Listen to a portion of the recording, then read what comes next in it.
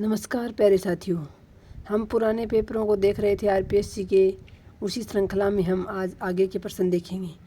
आज के जो प्रश्न हैं इनमें साथियों पाश्चात्य काव्य शास्त्र से संबंधित ज़्यादा हैं, जिसमें हमारे फर्स्ट ग्रेड में तो अरस्तु है, लोजाइन्स हैं, यही दो हैं। और इसमें प्रश्न जो है क्रोचे से संबंधित भी कई दे रखे हैं, लेकिन फिर भी हम इन प्रश्नों को बीच में छोड़ेंगे नहीं। हम इनको सभी प्रश्नों को साथ लेकर चलेंगे। तो हमारा आज का पहला प्रश्न है, अरस्तु के अनुकरण सिद्धांत के संबंध में असंगत कथन कौन सा है। यानी अरस्तु ने जो अनुकरण सिद्धांत दिया था उसके संबंध में असंगत कथन बताना है। कला प्रकृति की भावनामय तथा कल्पनामय अनुकृति नहीं है। यही पहला ही जो है ये इस अनुकरण सिद्धांत के संबंध में असंगत कथन है, क्योंकि कला प्रकृति की भावनामय तथा कल्पनामय अनुकृति है। अरस्तु का ऐसा मानना था, इन्होंने नहीं है दे दिया। बाकी काव्य का विषय प्रकृति का प्रतीयमान संभाव्य और आदर्श रूप है, ये भी सही है। अनुकरण एक सृजन क्रिया है। अनुकरण वह तंत्र है जिसके द्वारा कवि अपनी कल्पनात्मक अनुभूति की प्रक्षेपणीय अभिव्यक्ति को अंतिम रूप प्रदान करता है। अगला प्रश्न है, अरस्तु ने त्रासदी के अनिवार्य अंग स्वीकार किए हैं। तो अरस्तु ने त्रासदी के अनिवार्य अंग 6 स्वीकार किए हैं। अगला प्रश्न है, त्रासदी के अनिवार्य अंगों के संबंध में उपयुक्त कथन है। यानी त्रासदी के जो 6 अंग स्वीकार किए हैं उसके संबंध में कौन सा कथन सही है। तो दृश्य विधान, पदावली व भाषा परिष्कार अनुकरण के विषय हैं, ये सही नहीं है। पदावली गीत व चरित्र अनुकरण के विषय हैं, ये भी सही नहीं है। कथानक चरित्र व विचार अनुकरण के विषय हैं, ये त्रासदी के 6 अनिवार्य अंगों के संबंध में उपयुक्त कथन है कि कथानक चरित्र व विचार जो है वो अनुकरण के विषय हैं। अगला इसका है, भाषा परिष्कार दृश्य विधान व कथानक अनुकरण के विषय हैं, ये भी गलत है। अगला प्रश्न है, अरस्तु के संबंध में, अरस्तु के विवेचन सिद्धांत के संबंध में असंगत कथन है। तो अरस्तु ने विवेचन शब्द का ग्रहण साहित्य शास्त्र से इतर स्रोत से किया है, यह असंगत कथन नहीं है, सही है। मन की शुद्धि से आत्मा विशुद्ध व प्रसन्न होती है, ये भी सही है। प्लेटो द्वारा प्रतिपादित सिद्धांतों का समर्थन करने हेतु विवेचन की अवधारणा प्रस्तुत की गई थी, ये जो है वो यहाँ संबंध असंगत कथन है। यानी अरस्तु के विवेचन के संबंध में ये कथन सही नहीं है। अगला है, अरस्तु ने विवेचन शब्द का प्रयोग त्रासदी की परिभाषा देने हेतु किया था, ये भी सही है। अगला प्रश्न है, पेरिप्सुस ग्रंथ के रचयिता हैं। तो ये लोजाइन्स जी, हमारे लोजाइन्स का उदात्त तत्व जो हमारे फर्स्ट ग्रेड में शामिल है, तो पेरिप्सुस ग्रंथ के रचयिता लोजाइन्स हैं। अगला प्रश्न है, लोजाइन्स के उदात्त के स्रोत में सम्मिलित नहीं है।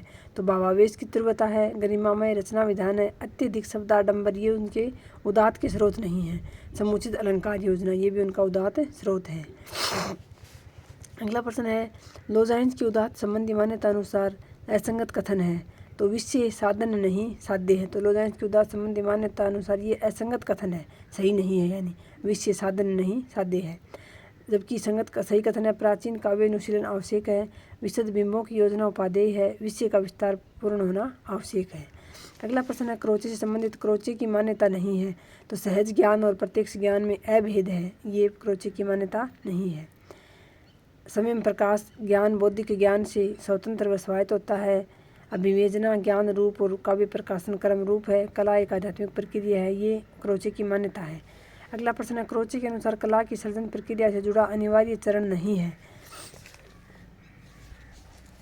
तो कलाकार द्वारा उद्दीपक प्रभावों के अंतर्गत अमूर्त संवेदना का अनुभव, ये सृजन प्रक्रिया से जुड़ा हुआ अनिवार्य चरण है।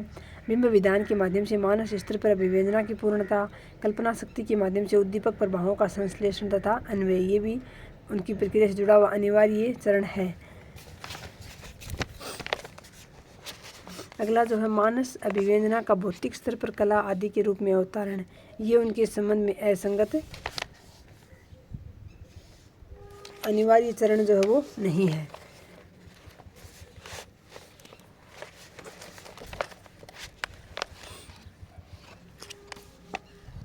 अगला प्रश्न है, क्रोचे से संबंधित एक और प्रश्न है, क्रोचे के संबंध में असंगत कथन है।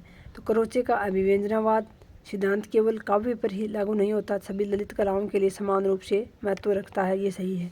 क्रोचे की पुस्तक का शीर्षक एस्थेटिक, ये भी सही है। क्रोचे ने मार्क्स द्वारा प्रतिपादित द्वंद्वात्मक भौतिकवाद को स्वीकार किया, ये यहाँ बिल्कुल जो असंगत कथन है, क्योंकि क्रोचे ने मार्क्स के द्वारा दिया गया प्रतिपादित जो द्वंद्वात्मक भौतिकवाद था उसको स्वीकार नहीं किया था इन्होंने। क्रोचे मूलतः आत्मवादी दार्शनिक थे, ये भी सही है। अगला प्रश्न है, आचार्य रामचंद्र शुक्ल ने क्रोचे के अभिव्यंजनावाद को भारतीय काव्य शास्त्र के किस सिद्धांत के निकटतम माना है? तो उन्होंने वक्रोक्ति सिद्धांत के निकटतम माना है। अगला प्रश्न कोलरिज से संबंधित है। कोलरिज की दृष्टि में कल्पना के विषय में असंगत कथन है। तो वे कल्पना को ईश्वरीय शक्ति मानते हैं, सही है। वे ललित कल्पना व कल्पना के सहज संबंध मानते हैं, ये यहाँ उनके विषय में असंगत कथन है। कविता में समन्वय का विशेष महत्व है। कविता में सामंजस्य कल्पना के माध्यम से घटित होता है, ये भी सही है। अगला प्रश्न फिर कोलरिज से संबंधित है। कोलरिज के कल्पना सिद्धांत के संबंध में असंगत है। तो मुख्य कल्पना समस्त मानवीय प्रत्यक्ष बोध की आद्य अभिकर्ता तथा जीवन शक्ति है, इस संबंध में कथन सही है। कोलरिज की कल्पना सिद्धांत के संबंध में गौण कल्पना मुख्य कल्पना की प्रतिध्वनि है, ये भी सही है। वे मुख्य कल्पना को तर्क से तथा गौण कल्पना को समझ से जोड़ते हैं, ये कथन यहाँ असंगत है। मुख्य कल्पना तथा गौण कल्पना में गुण का नहीं मात्र परिमाण का अंतर है, ये भी कथन जो है वो संगत है। असंगत कथन तीसरा है। अगला प्रश्न है बायोग्राफिया लिटरेरिया के लेखक हैं। तो कोलरिज की ये पुस्तक है बायोग्राफिया लिटरेरिया। अगला प्रश्न है इतिहास बोध का अर्थ अतीत के अतीतों का ही नहीं अपितु उसके वर्तमानत्व का भी अवगम है, ये मान्यता किसकी है? तो ये T.S. इलियट की मान्यता है, जो पाश्चात्य दार्शनिक हैं। आज ज़्यादातर पाश्चात्य काव्य शास्त्र के ही प्रश्न दिए गए हैं साथियों। अगला प्रश्न है T.S. इलियट का मत नहीं है। तो कला की जैविक सत्ता होती है, कविता का अपना एक अलग स्वतंत्र जीवन है, काव्यगत संवेदना और कवि के मन की संवेदना भिन्न होती है, कला का संवेग व्यक्तिक होता है। ये जो इलियट का मत नहीं है कि कला का संवेग व्यक्तिक होता है। किस कथन से इलियट सहमत नहीं है? तो परंपरा में अतीत के प्रति विद्रोह संभव नहीं है, ये इस कथन से इलियट बिल्कुल सहमत नहीं है। अगला प्रश्न है कविता भाव का स्वच्छंद प्रवाह नहीं, भाव से पलायन है, व्यक्तित्व की अभिव्यक्ति नहीं, उससे मुक्ति का नाम है, ये मान्यता किसकी है? यानी कविता के संबंध में परिभाषा किसकी है? तो ये T.S. इलियट की परिभाषा है। अगला प्रश्न है मार्क्सवादी चिंतन से प्रभावित हिंदी की प्रमुख साहित्य परंपरा है। तो प्रगतिवाद जो है वो मार्क्सवादी चिंतन से प्रभावित हिंदी की साहित्य परंपरा है।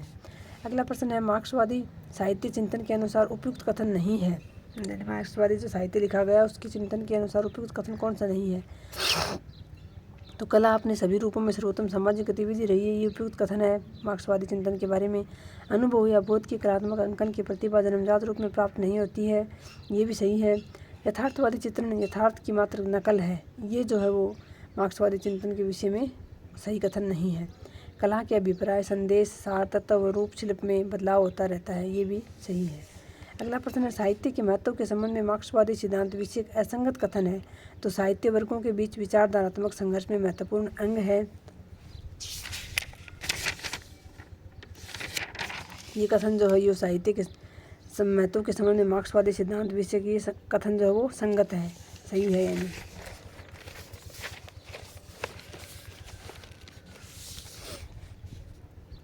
साहित्य श्रमिक वर्ग व जनसाधारण की शिक्षा और चेतना में योगदान कर सकता है, ये कथन भी सही है। साहित्यिक सोचकों की शक्ति को मजबूत बना सकता है और उसकी जड़ें भी खोद सकता है, ये भी सही है। वर्ग अचल व परिवर्तनशील होते हैं तथा उनका आपसी संबंध इतिहास की धारा के साथ बदलता नहीं है, यह असंगत कथन है बिल्कुल भी मार्क्सवादी चिंतन के बारे में, क्योंकि वर्ग अचल व परिवर्तनशील नहीं होते हैं और आपसी संबंध इतिहास की धारा के साथ उनको बदलता नहीं है। वो जो वर्ग हैं वो समय के साथ इतिहास के साथ बदले जा सकते हैं। अगला प्रश्न है इस मानसिकता का कोई विचार धारात्मक आधार भी नहीं है, क्योंकि इसका एक महत्वपूर्ण लक्षण विचारधारा मात्र का निषेध है, ये कथन साहित्य शास्त्र की किस आलोचना पद्धति के संदर्भ में उपयुक्त है? तो ये उत्तर आधुनिकता। ऐसे कोई टॉपिक हमारे फर्स्ट ग्रेड में नहीं है साथियों। उत्तर आधुनिकतावादी सोच के विकसित होने के कारणों में शामिल नहीं है। तो भूमंडलीकरण शामिल है। उत्तर आधुनिकतावाद जो सोच विकसित हुई थी उसमें एक संस्कृति का दूसरी संस्कृति पर अधिपत्य है, सूचना का साम्राज्यवाद है, साहित्य का दृढ़ता के साथ स्थापना नहीं है। अगला प्रश्न है उत्तर आधुनिकतावादी अवधारणा के प्रभाव के संबंध में असंगत कथन है। तो असंगत कथन है रचनाकार का ध्यान प्रभाव की प्रकृति और गुणवत्ता पर टिका रहता है, प्रसार व सफलता पर नहीं। अगला प्रश्न है साहित्य पाठ व आलोचनात्मक पाठ में कोई भेद नहीं होता, ये विचार निम्नलिखित में से किस चिंतन दृष्टि के निकट है? तो ये विखंडनवाद के निकट है। अगला प्रश्न है साहित्य में विखंडनवाद के उद्भावक आचार्य माने जाते हैं। तो विखंडनावाद जो है उसके उद्भावक आचार्य जाक देरिडा माने जाते हैं। अगला प्रश्न है साहित्य समीक्षा के क्षेत्र में विखंडनवाद के उभार का महत्वपूर्ण काल निम्नलिखित में से है। तो 20वीं शताब्दी का 7वां दशक।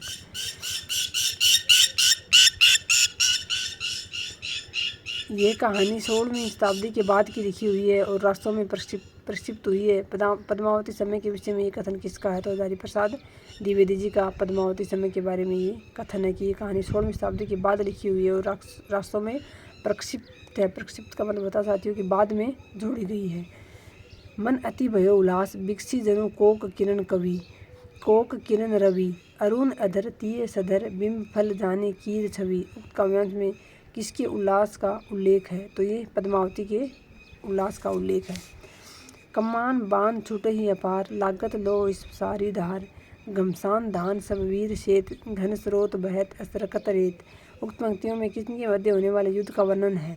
तो पृथ्वीराज की सेना व समुद्र शिखर की सेना के मध्य। भाषा बहुत परिष्कृत और परिमार्जित न होने पर भी कबीर की उक्तियों में कहीं कहीं विलक्षण प्रभाव और चमत्कार है।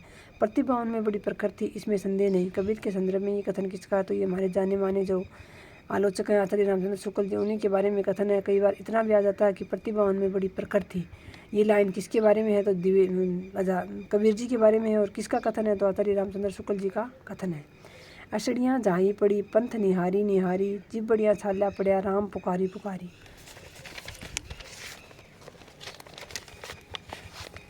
इस साखी में निम्नलिखित में से किस साधना पद्धति का मुख्य प्रभाव है? तो सूफी साधना का मुख्य प्रभाव है इस साखी में। दुल्हनी गाहू मंगलाचार पद में प्रेम का कौन सा रूप है? तो दाम्पत्य प्रेम का, यानी आत्मा को दुल्हन के रूप में स्वीकार किया गया है यहाँ, तो इसमें दाम्पत्य प्रेम है।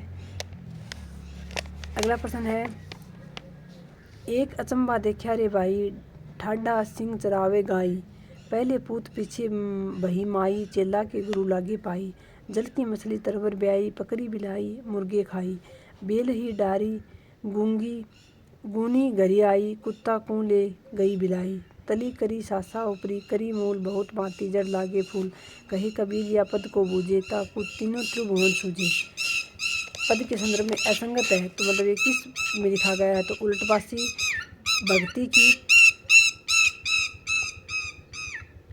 भक्ति की चरम दशा जो आलस है, यानी भक्ति की चरम जो दशा है उसका इसमें यहाँ उल्लेख किया गया है। अगला प्रश्न है, मीरा की कविता के संबंध में अनुपयुक्त है। तो मीरा के काव्य में बिछोह की तड़पन ज़्यादा है, सही है। मीरा का प्रेम परिवार से निरंतर तिरस्कार पाता है, ये भी सही है। मीरा के काव्य में रहस्यानुभूति का रंग है, ये भी सही है। मीरा का विद्रोह साध्य है, साधन नहीं, ये यहाँ अनुपयुक्त कथन है मीरा की कविता के बारे में, मीरा के काव्य के बारे में। अगला प्रश्न है, या ब्रज में कछु देखो री टोना, पद में प्रयुक्त पंक्ति लेहुरी कोई श्याम सलोना के माध्यम से संकेतित है, यानी क्या संकेत किया गया? तो गुजरिया की विक्रय कुशलता, यानी जो बेचने में जो माहिर होते हैं उनके लिए जो गुजरी है वो बेच रही है, तो उसकी विक्रय कुशलता का इसमें जो संकेत किया गया है उसकी विक्रय कुशलता की ओर। अगला प्रश्न है, जोगी मत जा मत जा मत जा, पंक्ति में जोगी से मीरा का अभिप्राय है, तो यहाँ कृष्ण जी से उनका संबंध है। कृष्ण जी को वो कह रहे हैं कि जोगी मत जा। गोकुल सबे गोपाल उपासी, जोग अंग साधत जे उधो ते सब बसत स्पुर काशी, में स्पुर से व्यंजित अर्थ है, तो शिव की नगरी। अगला प्रश्न है, आए जोग शिखावन पांडे, सूरदास तीनों नहीं उपजत धनिया धान कुमांडे। इस पद में तीनों का व्यंग्यार्थ है, तो तीनों का व्यंग्यार्थ है भक्ति, प्रकृति और ज्ञान से। अगला प्रश्न है, नारी भले बुझेगी अपने वचन स्वभाव, पंक्ति में से अभिव्यंजित नहीं है, तो नगर का चतुराई भरा जीवन, मथुरा की स्त्रियों का स्वभाव, गोपियों का असूया भाव, यशोदा का कृष्ण प्रेम। तो इसमें नारी भले बुझेगी अपने वचन स्वभाव, तो इनमें तीनों कथन सही हैं, लेकिन इसमें यशोदा का जो कृष्ण प्रेम है वो कहीं अभिव्यंजित नहीं हुआ, ये मथुरा की स्त्रियों के बारे में है, तो ये तीनों पंक्ति ऊपर वाली सही है इसके संबंध में। अगला प्रश्न है, इसमें सगुण उपासना का निरूपण बड़े मार्मिक ढंग से हृदय की अनुभूति के आधार पर तर्क पद्धति पर नहीं किया है। सूरदास के भ्रमर गीत के संदर्भ में ये कथन किसका है? तो रामचंद्र शुक्ल जी का ये कथन है। अगला प्रश्न है, जायसी ने नागमती वियोग खंड में 12 मासा का प्रारंभ किस मास से किया है? तो ये ज्येष्ठ मास से किया है।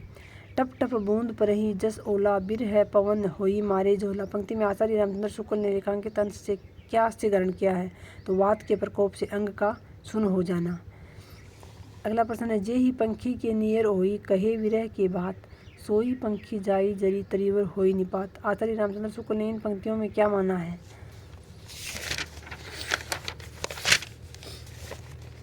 तो उन्होंने ऊहात्मक पद्धति को माना है। अगला प्रश्न है पीहू सो कहूँ संदेशड़ा, हे बोरा हे काग, सो धनी बिरही जरे मुई, ते ही कुधुआं हमें लाग। में बोरे व काग को अलग अलग संबोधित करने की व्याख्या के प्रसंग में आचार्य शुक्ल का कथन है। तो उन्होंने कहा आवेगी की दशा में ये उचित है, यानी एक तरफ भंवरे को संबोधित कर रही है और एक तरफ काग को, जो अलग अलग हैं दोनों ही बिल्कुल, लेकिन शुक्ल जी का मानना है कि वो आवेग में ये दशा उचित है, यानी वो ऐसा कर सकती है। अगला प्रश्न है जानत हो हरि रूप चराचर, मैं हठी नैन न लावा, अंजन केश शिखा ज्योति तह लोचन सलभ पठावा। वे रेखांकित अंश से असंबंध अर्थ है। तो नेत्रों में काजल लगाए हुए ये संबंध अर्थ है इसका। पर्वत शिखर से बहते अग्नि झरने के समान, ये इसमें सही नहीं है। सटकारे काले केस वाली और दीपक की ज्योति के समान कामिनी, ये तीनों जो है पहला तीसरा और चौथा इसके संबंध में सही है और ये असंबंध है इससे। 2 नंबर जो है वो पहला तीसरा चौथा इससे संबंध है और 2 नंबर जो है वो इससे संबंध नहीं है। अगला प्रश्न है भलो पोच राम को कहे मोही सब नर नारी में, पोच से अभिप्राय है तो नीच। पोच शब्द का अर्थ यहाँ नीच लिया गया। गज उदारी हरीप थप्यो विभीषण, ध्रुव अविचल कबहू न टरी, अम्बरीश की साप सुरति करी, अजहू महामुनि गलानी गरी। से महामुनि से यहाँ से है तो महामुनि यहाँ दुर्वासा ऋषि को कहा गया है। अगला प्रश्न है वियोगी हरि ने तुलसीदास को किस संप्रदाय में परिगणित किया है। तो रामानंदी संप्रदाय में वियोगी हरि ने तुलसीदास को रामानंदी संप्रदाय में माना है। अगला प्रश्न है मेरी भवबाधा हरो, राधा नागरी सोई, जा तन की झाई परे, श्यामो हरि दुरित होई। विरेखांकित अंश से संकेतित नहीं है। तो मन के कलुष का तरुण होना ये संकेतित है। श्याम रंग का हरित वर्ण होना ये भी संकेतित है। कृष्ण की कांति कम होना ये भी संकेतित है। लेकिन गौर वर्णी राधा का श्याम वर्णी होना ये कहीं भी इससे संकेतित नहीं है, क्योंकि इसमें राधा का जो प्रभाव है वो पूर्णतः कृष्ण पर पड़ रहा है, जबकि इस पंक्ति में कह रहा है कि गौर वर्णी राधा का श्याम वर्णी होना। तो ये कि बिल्कुल भी असंगत कथन है इन लाइनों के बारे में। तो आज के वीडियो में हम इतना ही करेंगे साथियों। इसी प्रकार से हम इन बचे हुए प्रश्नों को आगे और करते रहेंगे। जो भी साथी इन वीडियोस को देखते हैं उनका बहुत बहुत आभार। उनका इनसे रिवीजन हो रहा है, मूल्यांकन हो पा रहा है, तो उसके लिए मेरे लिए ये बहुत ही अच्छी बात है। अगर 100 से 300 बच्चे भी इस वीडियोस को देखते हैं तो बहुत ही अच्छी बात है। और आप सभी निश्चित रूप से सफल होंगे साथियों। जो पूर्ण मनोयोग से लगा हुआ है, अपने कार्य में पूरी ईमानदारी से कोशिश कर रहा है, वो निश्चित रूप से सफल होगा। तो आप सभी का वीडियो देखने के लिए बहुत बहुत धन्यवाद। जय हिंद, जय भारत।